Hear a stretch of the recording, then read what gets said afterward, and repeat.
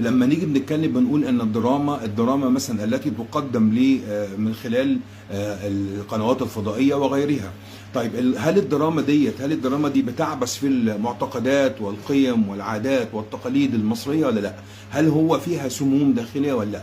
هل هي بتحاول تثبت صوره ذهنيه لدى ابناء الشعب المصري بقيم ومبادئ وعادات وتقاليد ليس من شيمنا؟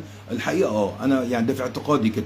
بس في نقطه مهمه جدا، احنا كمواطنين او ابناء الشعب المصري بيحبوا قوي يعني السسبنس زي ما بيقولوا، بيحبوا الاثاره، بيحبوا يتفرجوا على، في ناس بتحب العنف، في ناس ما بتحبش العنف، في كل الامور يعني.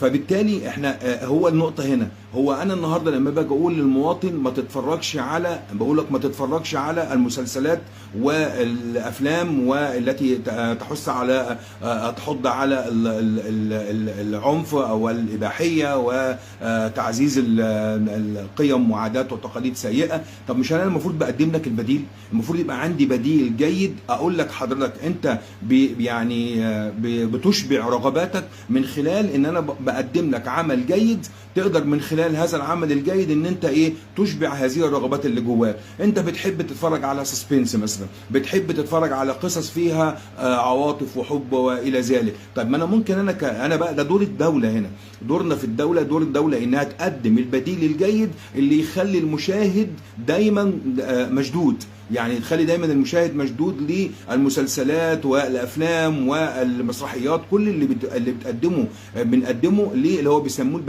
البديل الجيد. وعندنا تجربه رائعه رائعه رائعه عملناها يمكن في رمضان اللي قبل اللي فات كانت الاختيار، مسلسل الاختيار ومجموعه المسلسلات اللي تم انتاجها اللي شدت كل الشعب المصري، كل الشعب المصري كان مشدود لهذه المسلسلات وهذه الافلام في الممر وغيره وغيره وغيره.